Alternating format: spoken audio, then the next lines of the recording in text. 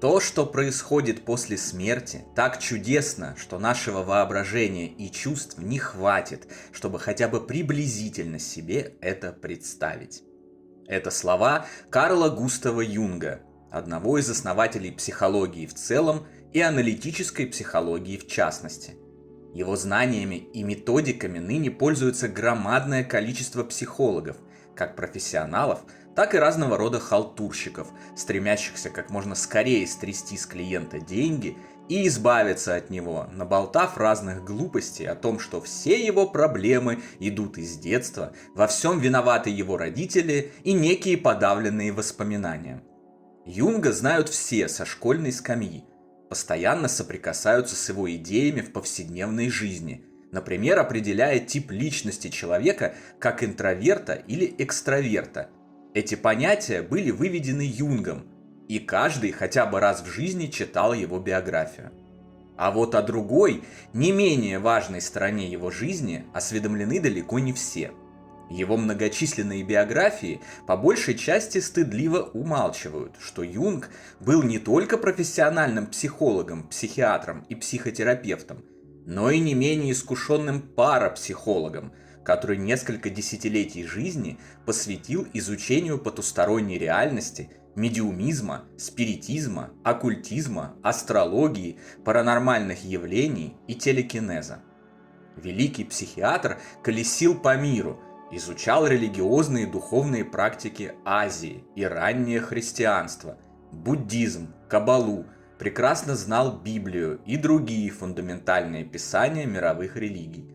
Предпринимал длительные путешествия по Африке и Северной Америке, где изучал мифы и символы аборигенных народов. В результате своих масштабных исследований и изысканий он пришел к абсолютной убежденности в том, что духовный компонент человека существует и удаляется после смерти его биологического тела в иной мир, где продолжает жизнь и развитие. Окончательно же убедиться в этом ему помог личный опыт. Он побывал за гранью физического мира во время клинической смерти, испытав околосмертное переживание. Вот что он пишет об этом в своей книге «Воспоминания, сновидения, размышления». В начале 1944 года я сломал ногу, после чего со мной случился инфаркт. Когда я лежал без сознания, в бреду, у меня появились видения. Вероятно, это началось, когда я был на грани смерти. Мне давали кислород и вводили камфору. Картины были столь ужасающими, что мне уже казалось, я умираю. Сиделка позже рассказывала мне: «Вы были как будто бы окружены светом». Подобные явления иногда наблюдают у умирающих. Видимо, я достиг какого-то предела. Не знаю, был ли это сон или экстаз, но со мной начали происходить очень странные вещи. Мне привиделось, будто я оказался высоко в небе. Далеко внизу сиял освещенный дивным голубым светом земной шар. Я узнавал материки, окруженные синим пространством океана. У ног моих лежал Цейлон, впереди Индия. В поле зрения попадала не вся Земля, но ее шаровидная форма отчетливо вырисовывалась, а серебристые контуры блестели сквозь этот чудесный голубой свет. Во многих местах шар выглядел пестрым или темно-зеленым, как оксидированное серебро. Слева широкой полосой протянулась красно-желтая аравийская пустыня. Возникало впечатление, будто серебро приобретает там золотисто-красный оттенок. Еще дальше я видел Красное море, а далеко-далеко сзади, в крайнем левом углу, смог различить краешек Средиземного моря. Мой взгляд был устремлен главным образом туда, остальное просматривалось неотчетливо. Я видел контуры снежных вершин Гималаев, но их скрывал туман. Вправо я почему-то не смотрел вовсе. Я знал, что собираюсь улететь куда-то далеко от Земли. Уже потом мне стало известно, как высоко нужно подняться, чтобы видеть такое огромное пространство, на 1500-метровую высоту. Вид Земли оттуда самое потрясающее и волшебное зрелище из всех, какие я когда-либо видел. Через некоторое время я отвернулся, оказавшись спиной к Индийскому океану и лицом к северу. Но потом выяснилось, что я повернулся к югу. В поле моего зрения появилось что-то новое. В некотором отдалении я увидел огромный темный камень, похожий метеорит размером с дом, а может и больше. Как и я, он парил в космосе. Подобные камни мне доводилось видеть на побережье Бенгальского залива. Это был темный гранит, который используется при строительстве храмов. Мой камень и представлял такой гранитный блок. В нем был вход, который вел в маленькую прихожую. Справа от входа на каменной скамье сидел в позе лотоса черный индус, одетый во все белое. Он сидел совершенно неподвижно и ожидал меня. К нему вели 2 ступеньки. Слева на внутренней стене виднелись храмовые ворота, окруженные множеством крошечных отверстий и углублений. Отверстия были заполнены кокосовым маслом, и в каждом стоял горящий фитиль. Такое я уже видел в действительности, в храме Святого Зуба в Канде. Дверь в храм была окружена несколькими рядами масляных ламп. Когда я подошел к ступенькам, то испытал странное чувство, что все происходившее со мной прежде, все это сброшено. Все, что я намечал сделать, чего желал и о чем думал, вся эта фантасмагория земного существования вдруг спала или была сорвана, и это было очень больно. Но что-то все же осталось. Все, что я когда-либо пережил или сделал, все, что со мною случалось, это осталось при мне. Иными словами, мое оставалось со мной.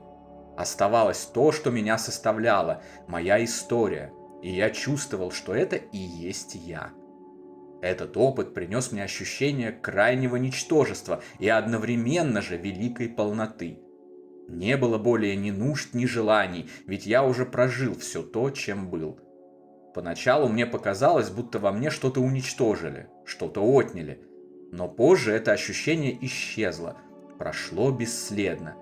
Я не жалел об отнятом, наоборот, со мною было все, что меня составляло, и ничего другого у меня быть не могло. Но мне не давало покоя другое впечатление. Когда я приблизился к храму, у меня появилась уверенность, что я сейчас войду в освященную комнату и увижу там всех людей, с которыми действительно связан. И тогда я наконец пойму, в этом я тоже был убежден, что собой представляю, каков мой исторический контекст. Я смогу узнать, что было до меня, зачем явился я и что это за общий поток, в который влилась и моя жизнь. Она мне часто казалась историей без начала и конца. Я в ней был каким-то фрагментом, отрывком текста, которому ничего не предшествовало и за которым ничто не последует. Мою жизнь словно вырвали из единой цепи, и все мои вопросы остались без ответа. Почему это произошло? Почему у меня возникли именно эти мысли, а не другие? Что я сделал с ними? Что из всего этого следует? Мною владела уверенность, что я все узнаю, как только войду в каменный храм. Узнаю, почему все сложилось так, а не иначе. Я найду там людей, которые знают ответ. Знают о том, что было прежде и что будет потом. От моих размышлений меня отвлекло неожиданное видение. Снизу, оттуда, где была Европа, явился вдруг некий образ. Это был мой доктор, вернее его лик в золотистом нимбе, словно в лавровом венке. Я его мгновенно узнал. Это же мой доктор, тот, что меня лечил. Только теперь он принял облик Базилевса, царя Коса. Привычный мне образ был лишь временной оболочкой. Теперь же предстал таким, каким был изначально. Вероятно, я тоже пребывал в своем изначальном облике, хотя и не мог видеть себя со стороны.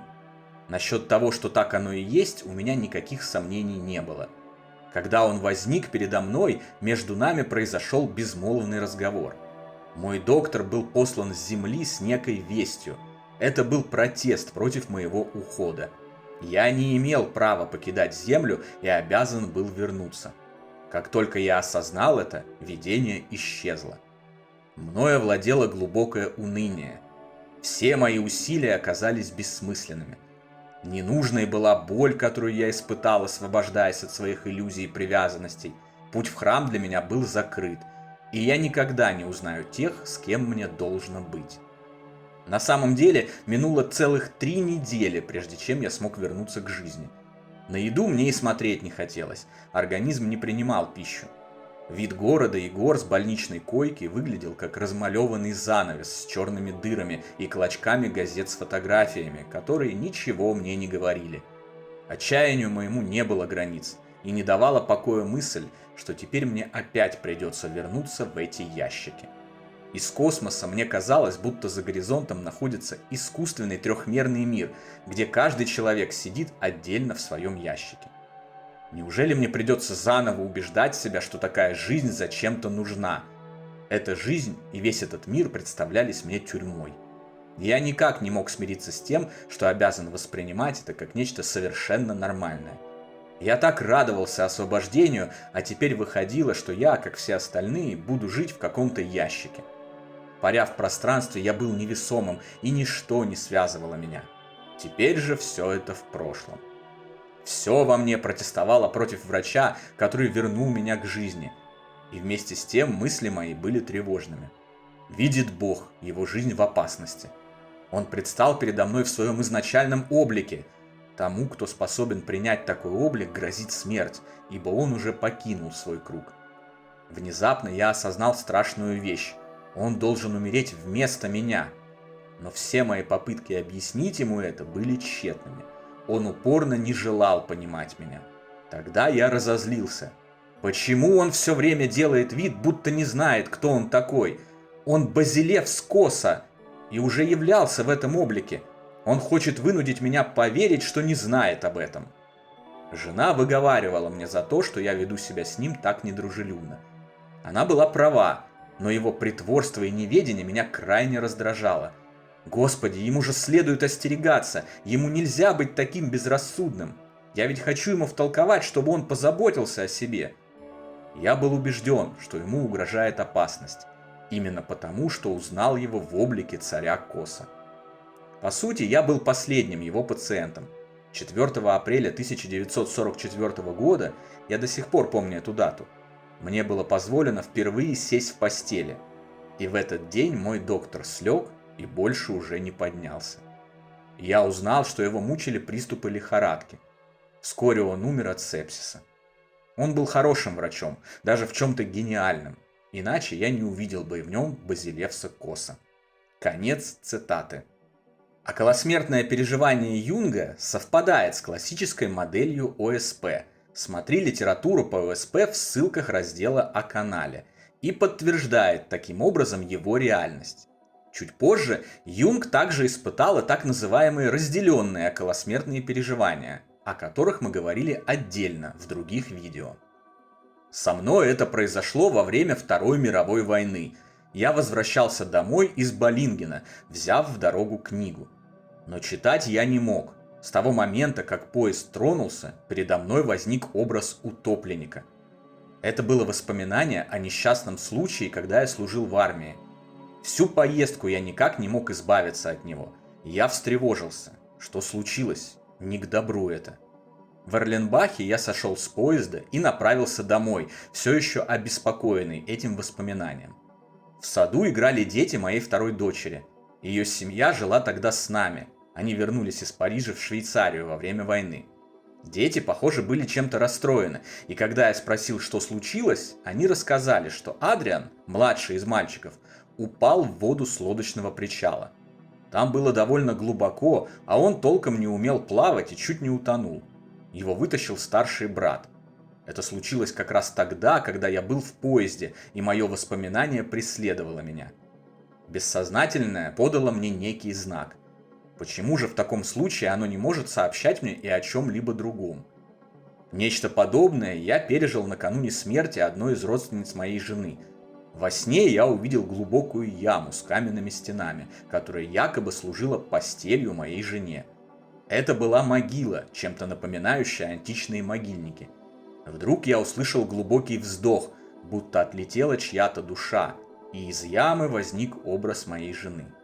Она была в белом платье, расшитом странными черными знаками. Я мгновенно проснулся, разбудил жену и глянул, который час. Было 3 часа утра. Необычность сна обеспокоила меня. Я сразу подумал, что он предвещает чью-то смерть. В 7 часов мы узнали. что в 3 часа утра скончалась двоюродная сестра моей жены. Конец цитаты. Получал Юнг и предупреждения о смерти других людей, тоже входящие в комплекс трансцендентных явлений, доказывающих существование духовной составляющей человека, потустороннего мира и продолжения жизни за гранью земной. Предупреждения мы получаем довольно часто, но не умеем их распознать. Так, однажды мне приснился сон, будто я нахожусь на какой-то гарден-пати. Я встретил там мою сестру и очень удивился. Она умерла несколько лет назад. Там же присутствовал мой покойный друг. Все прочие оказались моими ныне здравствующими знакомыми. Мою сестру, однако, сопровождала дама, которую я хорошо знал, и даже во сне понял, что она, видимо, скоро умрет. Она уже отмечена, подумал я. Во сне я хорошо знал, кто она и где живет. Она жила в Базеле. Но пробудившись, я уже не смог ее вспомнить, хотя все остальные фрагменты сна видел как наяву. Я перебрал всех своих базельских знакомых, надеясь, что припомню, кто же это был. Ничего не получилось. Через несколько недель мне сообщили о смерти одной моей приятельницы. Я сразу же понял, что это была она, женщина, увиденная во сне, которую я не мог вспомнить. А ведь я отлично знал ее, она долгое время была моей пациенткой. Перебирая всех своих знакомых, я забыл о ней, хотя в первую очередь должен был подумать именно о ней. Конец цитаты. Юнг был уверен, что видения, возникающие у страдающих психическими заболеваниями, это не галлюцинации, а проблески другой реальности, иного астрального или параллельного мира, недоступного для обозрения здоровому человеку. Он был абсолютно убежден, что любая болезнь тела может быть вылечена, если работать с психикой. В частности, он предлагал методику представления болезни в виде врага, которого пациент убивает. Современные исследования и наш многолетний личный опыт подтверждают, что болезни физического тела действительно порождаются в области психики или духа и излечиваются посредством работы с ней же. Смотри нашу последнюю на данный момент книгу «Онкология и душа. Исцеление при помощи духовного мира».